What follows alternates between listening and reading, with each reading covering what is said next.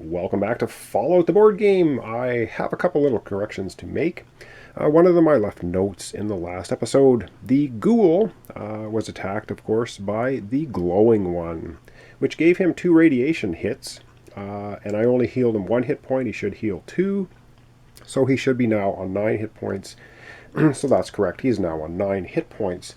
Now, there's a couple things I need to do for the Super Mutant before we start. So let's zoom down on the Super Mutants area here and take care of that. All right, the Super Mutant here finished the quest. Ouch! Because he took 6 damage, and I didn't actually do this card. So before we do this card, let's do one really quick thing here. There is a token for the Super Mutant.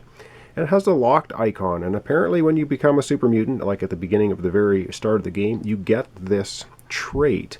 So I'm going to put that in his trait spot. It hasn't affected gameplay in any way so far, but it does take up one of his trait spots, and it's locked, so it can't normally be removed.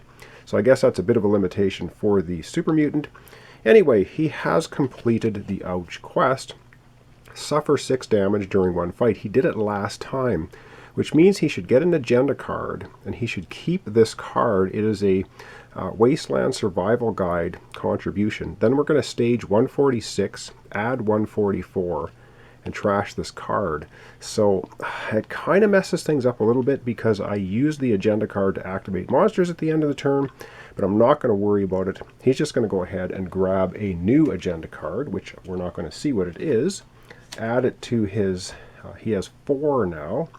And he's going to keep this card, which is funny because it says trash, but you're going to keep it for Wasteland Survival Guide contribution. We're going to stage 146, which we're going to look at here in a second, and then we're going to add 144. Oh, right, so we're staging 146, which is Beep Bop. I can't help but believe that our unconventional methods are producing unconventional results. This is from Moira. She disposes of the last bloody rag. Nevertheless, Excelsior, as they say. I've filled in most of the other sections, but the post-future tech is in a dying world.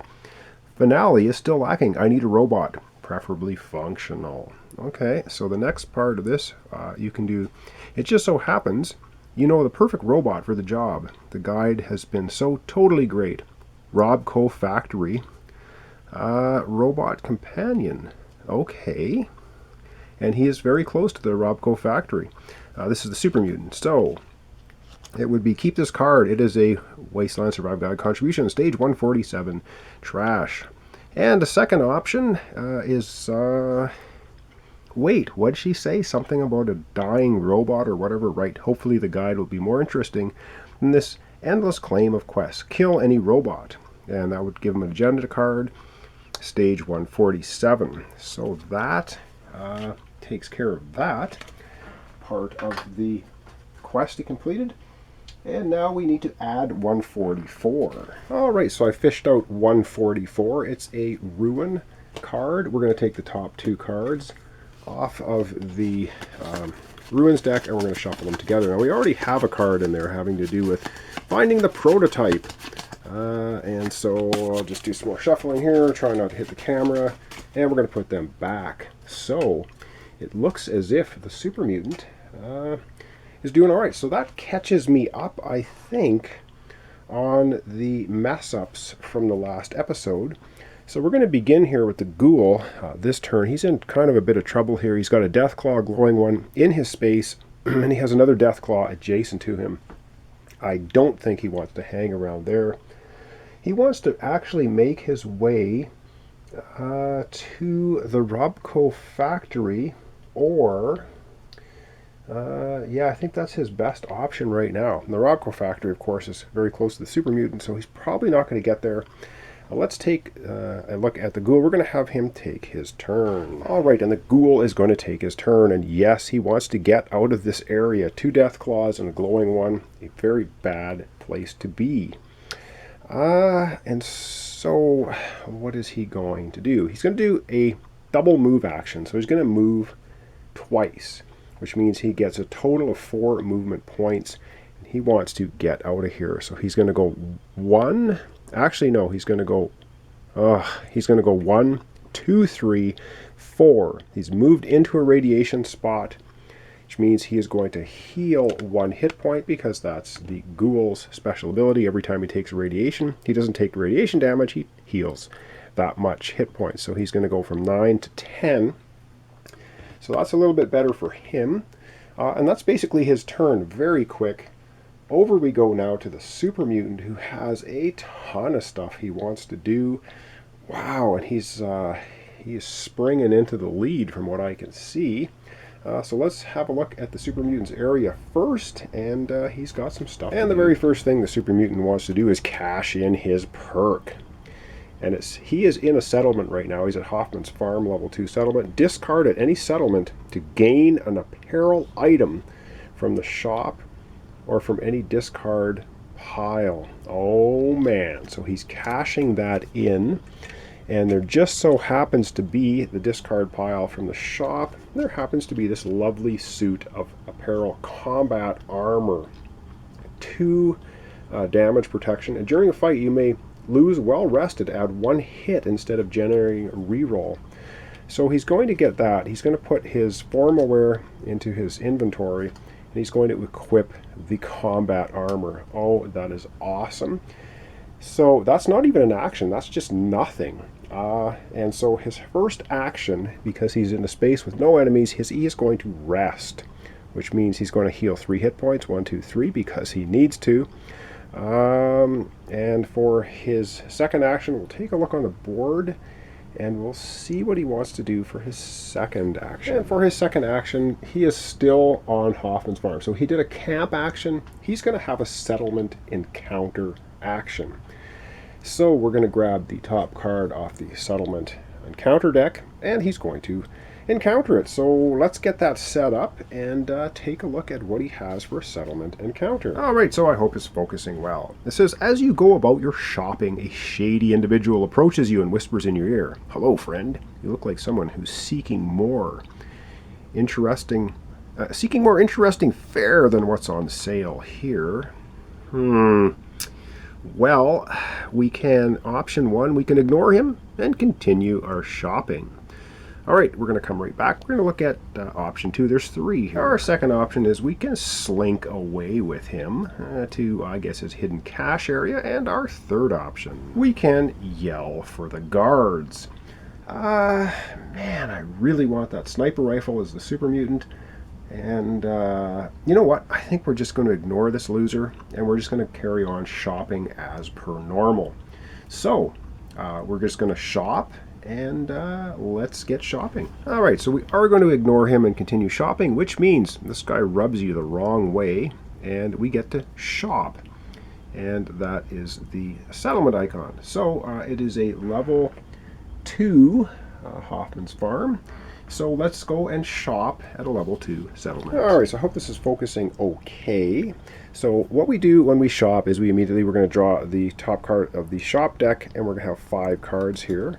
And it is a singed duster, costing 6 caps, 1 defense. During a test that uses agility or luck, add 1 hit.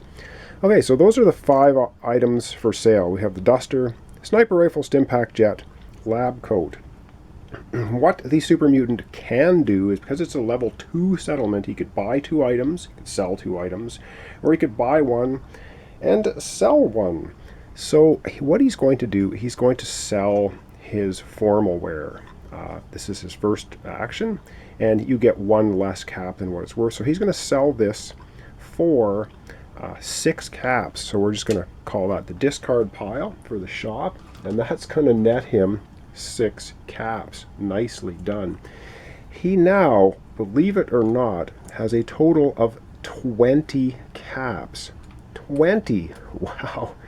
And gee, I think for his next action, he's going to spend 10 caps, of which he has, and he's going to purchase the sniper rifle. Now, he can't do anything else at the shop because that's 2 transactions, and it's only a level 2 settlement, but he buys the sniper rifle, which is perception and agility. He has agility, and it says during a fight, any headshot with the 1 hit on it results, always inflict a hit on the enemy. So if the enemy only needs arms only and you roll that hit, it is a hit.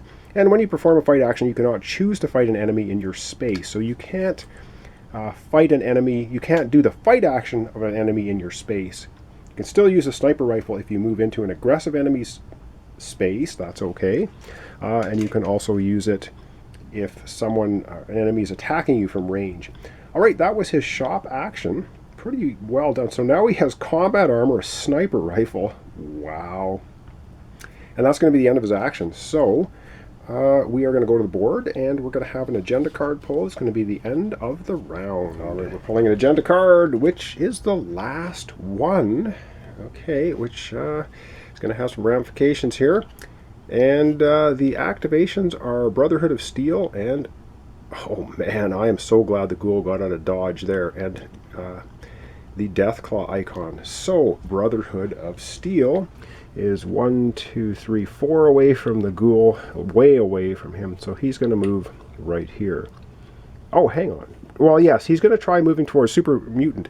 Let's not forget, the Ghoul has placed his allegiance to Brotherhood of Steel, so this is not going to go for the Ghoul, but it is going to go for the Super Mutant. I think the quickest way is probably just to go right here to try to get up here to the Super Mutant. Alright, and now all of these lovely Deathclaw units are getting to activate. Wow, this one is 1, 2 away from the Ghoul. Wow, gonna move right here. So is the glowing one. So is this Deathclaw. So what it basically means is all 3 of these guys are coming for the Ghoul. So we had 2 Deathclaws and a glowing one there. That is absolutely what I would call ridiculous. We want to get away from them. And that's going to be the end of the turn, but because we have flipped over the last agenda card, we're going to shuffle that agenda deck again.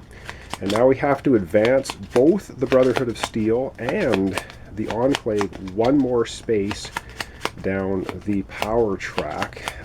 So yeah, that's getting us closer to the game ending. So we're going to do that. So Brotherhood of Steel goes ahead down 1. They're in level 3 now, and the Enclave goes down 1. They're still in level 2. Alright, up next, of course, we're going to have another turn. Probably 1 more for the Ghoul, 1 more for the Super Mutant, and that's probably going to be the episode for today. Alright, oh, and the first player token, yes, I forgot to mention, also goes back now to the Ghoul, which may or may not have any effect on the game. Alright, Ghoul is going to take, once again, a double move action, because he really wants to get over to the Robco factory and find that prototype. It's very crucial for his helping out the Brotherhood of Steel. So, he's going to move 4 spaces. 1, and this guy's not aggressive, so he can move through here. 1, 2, 3, and 4 into this radiation zone, healing him 1 hit point, because that's what happens when the Ghoul moves into radiation. So he goes from 10 hit points to 11 very quickly. That's the end of the Ghoul's turn. Up next is the Super Mutant. Alright, so it's the Super Mutant's turn. The first thing the Super Mutant's going to do at the start of his turn is he's going to declare loyalty to... Wow, the Brotherhood of Steel. Okay then. It looks like the Super Mutant and the Ghoul may be on the same team.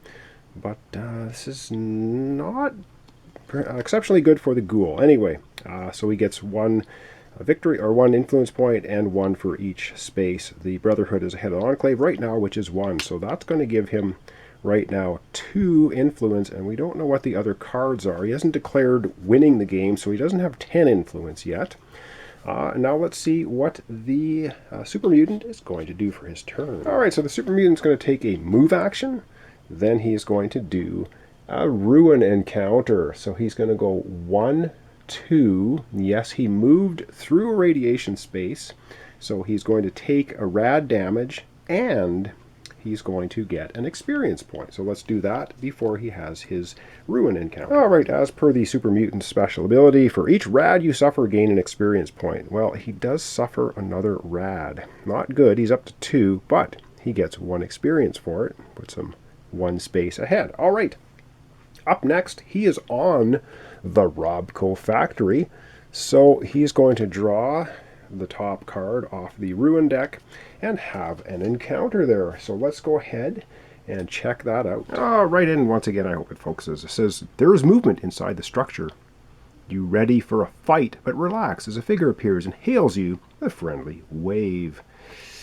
Work with her to search for loot. Okay, that might be an option. Let's take a look at the other ones. She likely has the best loot. Kill her. That's...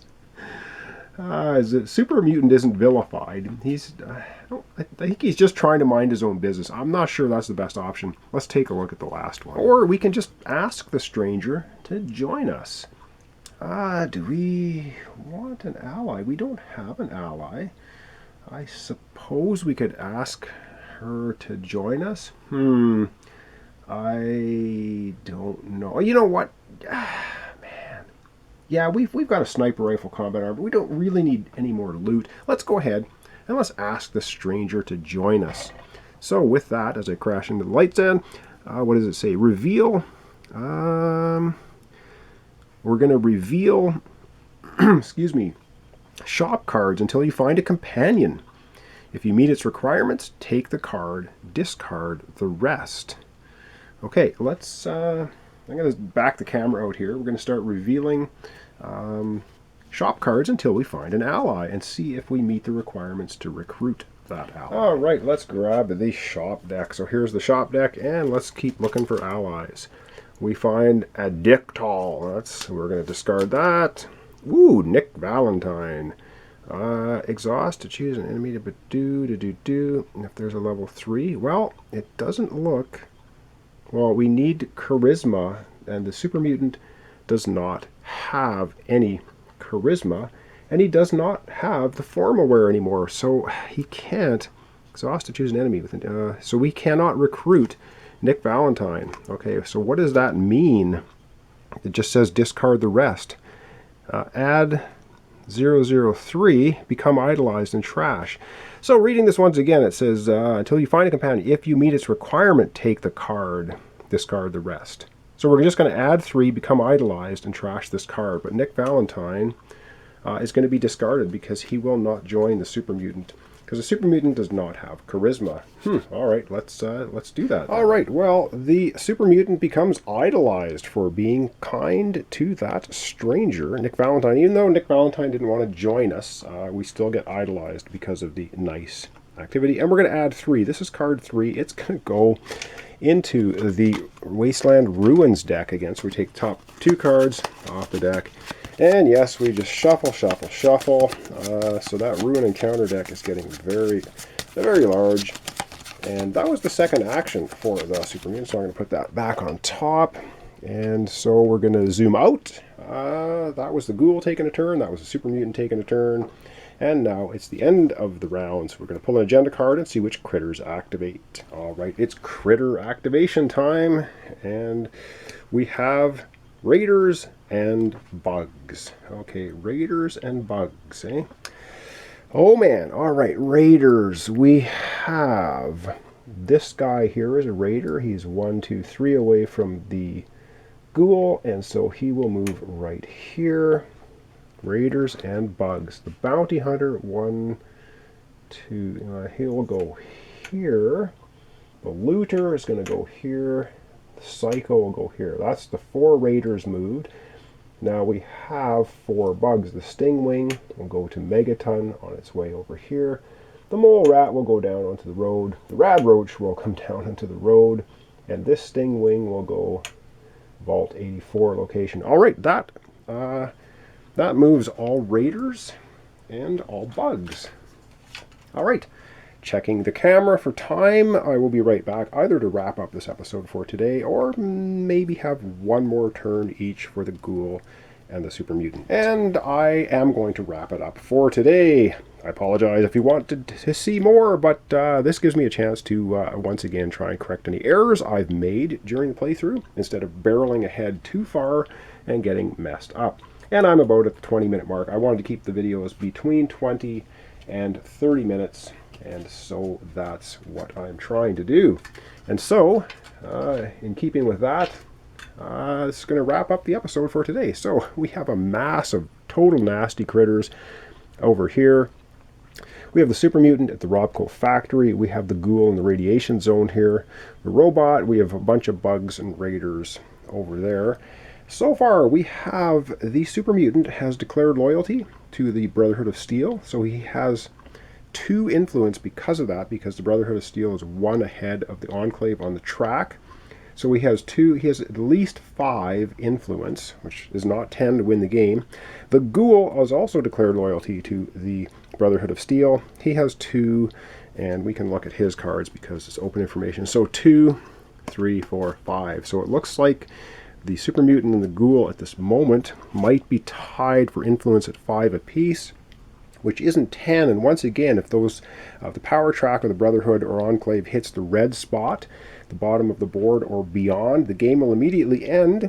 And if neither the Ghoul or the Super Mutant have 10 influence, they both lose the game, and that faction takes over the Wasteland. So thanks so much for watching along. This is Fallout, the board game. I'm doing the scenario of the capital Wasteland, 2-player, the Ghoul and the Super Mutant. So thanks so much for your comments, your subscriptions, and likes. Really appreciate it. Join me next time for the continuation of Fallout, the board game, the capital Wasteland, Ghoul versus the Super Mutant.